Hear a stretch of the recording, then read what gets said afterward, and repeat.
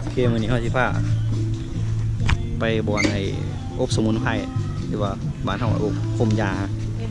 ว้าวที่ว่าผมทวาลีอยากงามอยากรอต่อไปอบสมุนไพร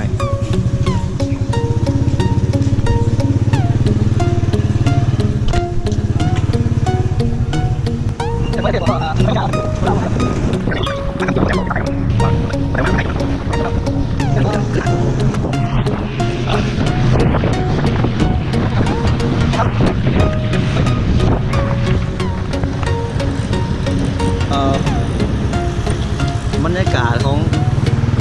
ปากเซ่ครับคุณเมื่อปากเซ่มันสิมีแบบมือนี่ก็มันจะเป็นมือวันยังวันพุธต่อวันพุธอยู่ฟังนี่เขาจะขายเหล็กเนาะขายไว้หรือว่าลอตเตอรี่ที่แอปไปไงข้าวเป็นสาวขายเหล็กอยู่สาวขายเหล็กครับนะเป็นว่าดาวที่ทำงาน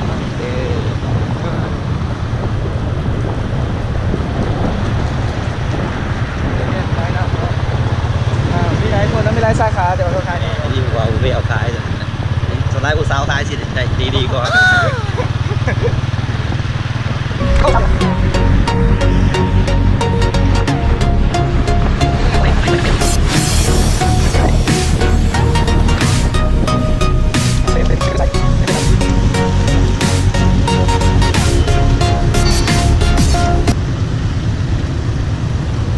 การขี่รถฟังนี่มันก็สีแบบว่าประมาณแบบว่า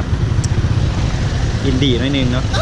จราจรอินดี้หน่อยนึงรถใหญ่มันสินะเล่นแล้วแต่แบบขี่เนี่ยรถจักรอย่าขี่ต้องระมัดระวังเอาเดี๋ยวนะฟังนี่มันอินดี้ไม่บอกเลยว่าได้ครับถึงจะได้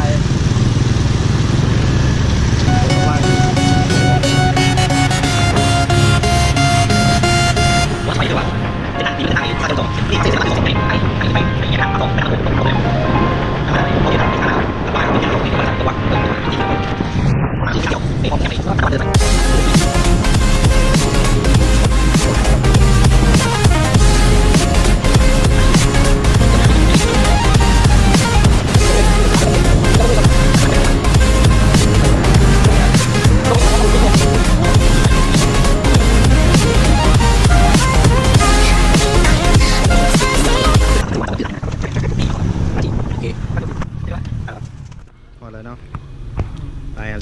ไปภาคไปเนาะ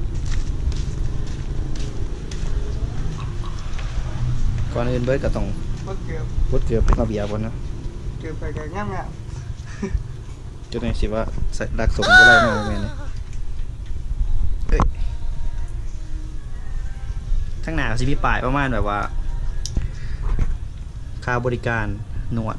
มันสิมีหนวดนะหนวด40,000ก็ประมาณ180หรือ160 บาทเนี่ยแหละประมาณนั้นผมยา15,000ผมยาหรือว่าสมุนไพรนี่15,000ก็คือคนหนึ่ง60 บาทออกกำลังกาย40 บาทเปิดเวลาเปิด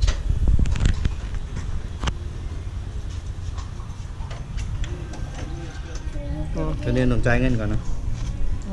มา2 คนกับ30,000คนละเท่าไหร่ก็60 บาทเลยเนาะถ้าไทยอันนี้ก็ลูกเจ้าของรอยทุดนี่เนี่ยเพราะมันมีบ้านคนเดียวนี่เขาต้องมีเอาผ้าโอเคกางเกง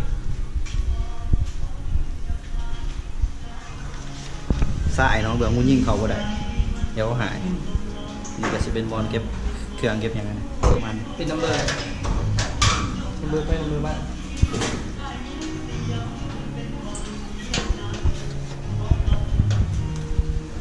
เก็บของมีค่ามีอย่างไร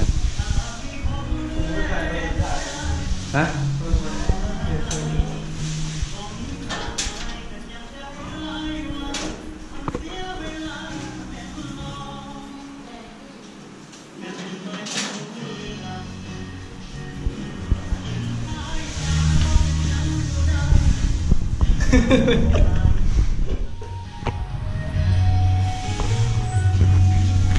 ไม่ก็จะมีพวก ห้องนี้ไปบ่ได้เนาะว่าห้องผู้หญิงเจ้าก็สิดาตัวนี้มันสิแบบเวลาเอาออกมาแต่พวกมันสิกินตัวนี้มันหอนแต่ว่าตรงยินไว้มันเย็นก่อนมันหอนนี่อันนี้ก็ต้องเปลี่ยนทรงแบบนี้ก่อนเนาะใส่ทรงประมาณนี้จะต้องเขาล้างตัวก่อน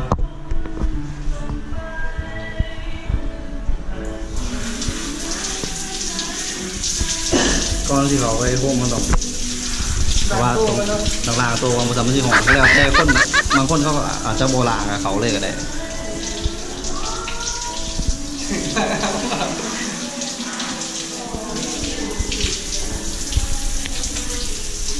ยังกล่องเขากันหนาวอยู่เนาะแต่ว่าเรื่อง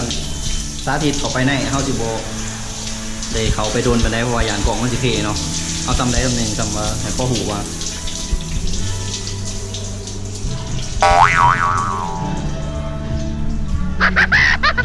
ทางนี้ทางนี้ทางนี้บ่ของผู้หญิงทำไมไม่ได้ถึงเจ้า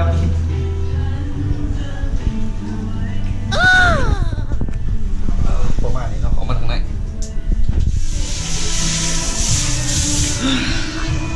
โอ้ยก่อนอย่าฟ้ายืนเป็นฮอต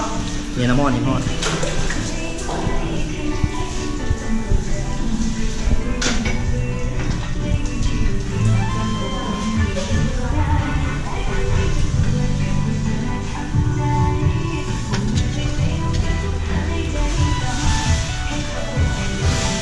ยังผ่อนอยู่ยังผ่อนอยู่เนาะบ้านเย็นอยู่จริงๆพวกมันนอนมากตาประดมไข่แตกก็สำหรับแบบว่าผู้ได้ที่แบบว่าเคยผมเหมือนลองมาผมเลยขั้นแบบว่าเมื่อยๆนี่พี่แห้ง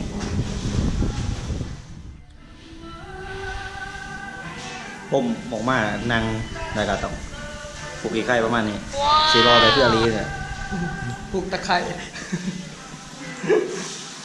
เอาอยู่อ่ะอ๋อดิเชื่อว่าเป็นก่อนเนี่ยมาไปอันนี้ขวดนะนี่ผมเธอหนึ่งประมาณ4 นาทีหรือว่าเพลงหนึ่งเนาะที่พายเอายับบนในนึงให้มันเย็นมันก็สิประมาณนะขวดเวนอารีต่อหอนที่พายน้ำนะเห็นดูเดี๋ยวเอา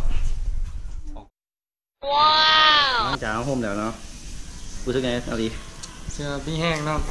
เอามูจะออกเอาขี้ไข่ออกมาตัวนี้ก็มันจะเป็นแบบว่าของยูเทิร์นก็จะเป็นพวกนวดพวกยังนะแต่มือนี้อารีบนวดเนาะห้องก็จะบริการไทยเบิ้งเนาะยูเทิร์นเพราะว่ามันก็สิแบบเป็นส่วนตัวของก็เจ้าเขาหนวดอะไรอย่างเก่งอย่างเจ้าอารีมาเข้าเมื่อบายจบคิวเดี๋ยวมือหนาพาไปบอลที่แบบดีๆในปักเซ่บอลกินบอลเที่ยวอย่างนี้อย่างเนี่ยสิพาไปหาพวกเด็กไอดอลคนดังปิดคลิปอะไรจบ